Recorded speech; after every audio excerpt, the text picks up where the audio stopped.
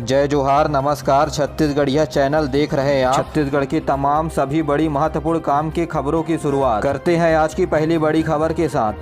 सदी के महानायक अमिताभ बच्चन को प्रदेश कांग्रेस कमेटी के महामंत्री सुबोध हरितवाल ने कौन बनेगा करोड़पति के शो पर छत्तीसगढ़ का संस्कृति के प्रतीक राजकीय गमछा भेंट कर उनका सम्मान किया। इस अवसर पर सुबोध हरितवाल ने अमिताभ बच्चन से रायपुर में आकर केबीसी लाइव शूट करने का निवेदन किया, जैसे कि लगभग 10 साल पहले इंडोर स्टेडियम रायपुर में आयोजित किया गया था और छत्तीसगढ़ की जनता ने इसे खूब सराहा था।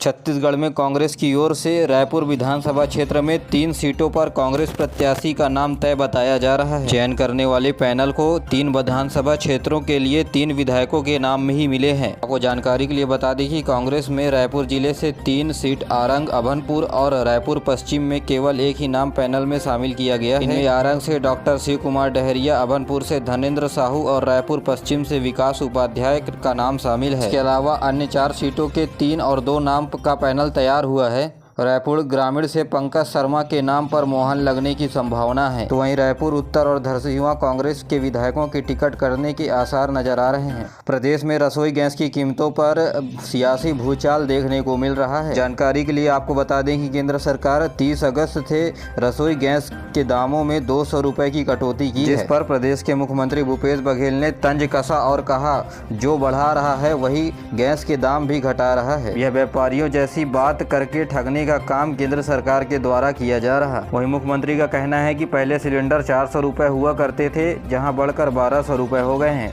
प्रदेश में विधानसभा चुनाव के लिए कुछ महीने ही बचे हैं। ऐसे में गृह मंत्री अमित शाह का छत्तीसगढ़ दौरा हो रहा है। भारतीय जनता पार्टी के केंद्रीय गृह मंत्री 1 सितंबर को 2 दिवसीय दौरे पर छत्तीसगढ़ आ रहे हैं। आपको बता दें कि भाजपा हो या कांग्रेस, 2 दलों के बड़े नेताओं का आना छत्तीसगढ़ में लगातार बना हुआ है। राजनीतिक गलियारों में अमित शाह के इस दौरे को काफी अहम माना जा रहा है। इस दौरे के बाद भारतीय जनता पार्टी छत्तीसगढ़ में विधायकों की दूसरी लिस्ट जारी कर सकती है। आपको बता दें कि 2 सितंबर को दोपहर 3 बजे अमित शाह सरायपाली पहुंचेंगे, जहां जनजातीय सम्मेलन एवं अभिनंदन कार्यक्रम में होंगे शामिल।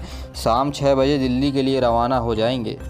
छत्तीसगढ़ में एक बार फिर उड़ीसा के बालासोर जैसे हादसे होने से टले। जी हां, जानकारी के अनुसार एक ट्रैक पर 2 ट्रेनें आ गई थी। इस दौरान लोगों की अफरा तफरी मच गई। समय रहते ही ट्रेन रुक गई। इसके बाद लोग ट्रेन से उतरकर भागते हुए नजर आए। मामले पर रेलवे अफसर ने कहा कि ऑटो सिग्नल के नियम के अनुसार ट्रेनें एक ही ट्रैक पर चल रही है। बिलासपुर के यात्री ट्रेन चकरभाटा स्टेशन के ओवरब्रिज के पास आकर खड़ी हो गई। पीछे से मालगाड़ी आते देखकर यात्रियों में अफरा तफरी मच गई, जिसके बाद ट्रेन से कर ट्रैक से बाहर यात्री भागने लगे। यह मामला बिलासपुर के चकरभाटा स्टेशन के पास का है।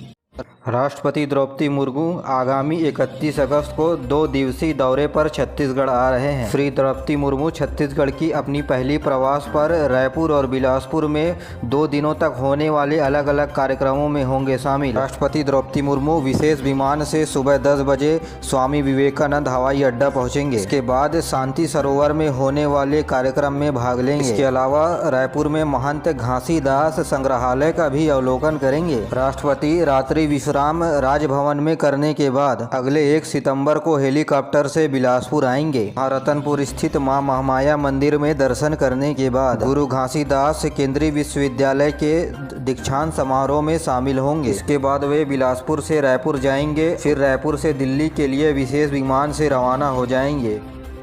पूर्व प्रधानमंत्री स्वर्गीय राजीव गांधी जी का आज जयंती है। इस अवसर पर मुख्यमंत्री भूपेश बघेल महासमुंद में आयोजित कार्यक्रम में प्रदेश के 24,52,000 किसानों के बैंक के खाते में राजीव गांधी किसान न्याय योजना के दूसरा किस्त 1,448 करोड़ रुपए की राशि। इस योजना के तहत लाभान्वित होने वाले किसान कोदो, कुटकी, रागी, दलहन, तिलहन, धान के बदले दूसरे फसल उत्पादन के साथ अपनी जमीन पर वृक्षारोपण करने वाले किसान शामिल हैं। वहीं मुख्यमंत्री आज गोधन न्याय योजना के तहत गोठानों में गोबर खरीदने वाले संग्राहकों को, इसके अलावा गोठान में काम करने वाले स्व सहायता समूह की महिलाओं को 9 करोड़ 65 लाख रुपए की राशि का अंतरण उनके बैंक के अकाउंट में किया जाएगा। इस मौके पर मुख्यमंत्री महासमुंद में 655 करोड़ रुपए की लागत से अलग अलग कामों का लोकार्पण एवं भूमि पूजन भी करेंगे। इसके अलावा 330 करोड़ रुपए की लागत से बनने वाले महासमुंद मेडिकल कॉलेज भवन निर्माण की आधारशिला भी रखेंगे।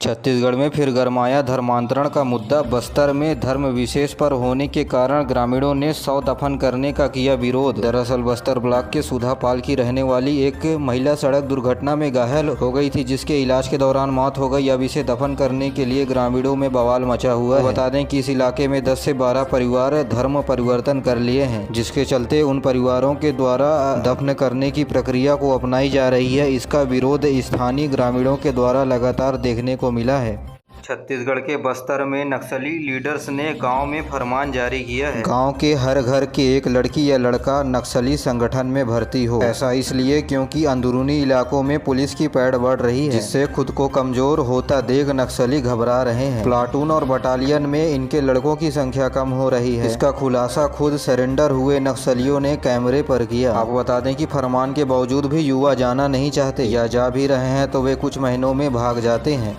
और अब पेश है मौसम का हाल। अगले 24 घंटे के दौरान दुर्ग, रायपुर और बिलासपुर संभाग में भारी से अति भारी बारिश होने की चेतावनी जारी की गई है। मौसम विभाग के अनुसार बंगाल की खाड़ी से लेकर झारखंड के ऊपर मानसून का द्रोणिका बना हुआ है। इसके अलावा चक्रवाती घेरा भी मौजूद है, जिसके कारण सुकमा और बस्तर जिले में भारी बारिश से अति भारी बारिश होने की संभावनाएं हैं। वहीं बिलासपुर और सरगुजा संभाग में हल्की से मध्यम वर्षा हो सकती है। मौसम विभाग के द्वारा जारी आदेश के मुताबिक धमतरी, गरियाबंद, बस्तर, कोंडागांव और कांकेर जिले के कुछ जगहों पर आज सुबह 8:30 बजे तक भारी बारिश होने का अलर्ट है। वहीं बीते 3 दिनों में प्रदेश के अंबिकापुर, जसपुर और बलरामपुर जिले की कई जगहों पर छत्तीसगढ़ में इलेक्ट्रिक वाहनों के प्रति बढ़ रहा है लोगों का रुझान। प्रदेश में अब तक 71,000 से ज्यादा गाड़ियां हो चुकी हैं रजिस्टर्ड। जी हां, छत्तीसगढ़ सरकार की इलेक्ट्रॉनिक वाहन नीति के तहत राज्य में इलेक्ट्रॉनिक वाहनों की बिक्री लगातार बढ़ोतरी हो रही है। परिवहन विभाग के अंतर्गत राज्य में इलेक्ट्रिक वाहन नीति 2022 के बाद अब तक 71,736 इलेक्ट्रिक वाहन पंजीकृत हो चुके हैं। आपको बता दें कि यदि कोई व्यक्ति इलेक्ट्रिक वाहन खरीदता है तो राज्य सरकार के द्वारा उसे 10% अधिकतम छूट दिया जाता है। इस सब्सिडी के लाभ लेने वाले सबसे ज्यादा लाभार्थी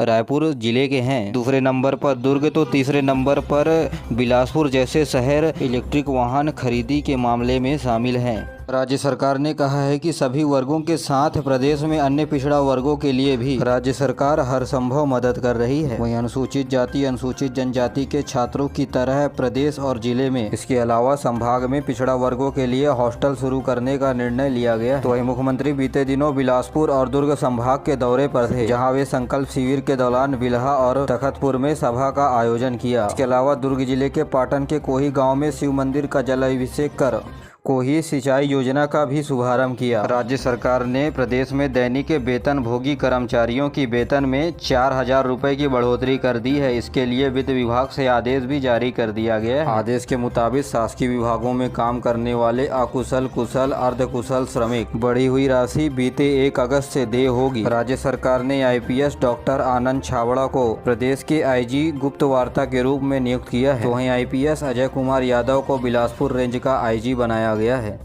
इस बीच राज्य सरकार ने सेवानिवृत्त IAS अधिकारी संजय पिल्ले को संविदा नियुक्ति दी गई है। इस संबंध में मंत्रालय से आदेश भी जारी कर दिया गया है। उन्हें जेल और सुधारात्मक श्रेणी का DG बनाया गया है। गौरतलब है कि श्री पिल्ले 1988 बैच के IAS अधिकारी हैं।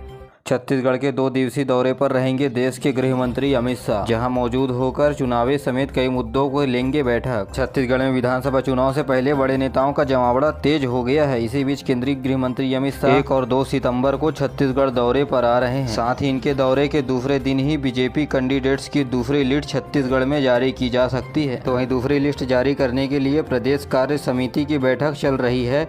कार्यालय के बाहर दावेदारों की भीड़ है। तो वहीं बृजमोहन अग्रवाल बोले कि प्रत्याशियों का लिस्ट केंद्रीय नेतृत्व तय करेगा। बता दें कि इस बैठक में रमन सिंह, भाजपा अध्यक्ष अरुण साव, सरोज पांडे, बृजमोहन अग्रवाल समेत कई पदाधिकारी मौजूद थे। के रूप से बलरामपुर, परसदा, सारंगगढ़, साजा, महासमुंद, सरायपाली, इसके अलावा रायपुर क्षेत्र के भी दावेदारों की नाम घोषित हो सकते हैं। वहीं राज्य में आगामी चुनाव को देखते हुए कांग्रेस की ओर से भी प्रत्याशी के नाम फाइनल करने की तैयारियां चल रही है। उम्मीदवार चयन प्रक्रिया के लिए तय की गई पहली प्रक्रिया का काम पूरा हो गया। राज्य के 90 सीटों के लिए 1,900 लोगों ने अपनी दावेदारी पेश की है। वहीं कांग्रेस की सीट से लड़ने के लिए उम्मीदवारों के 119 नाम सबसे ज्यादा बेलतरा क्षेत्र से मिले हैं। तो वहीं भाजपा ने भी 21 उम्मीदवारों की नाम की सूची जारी कर दी है।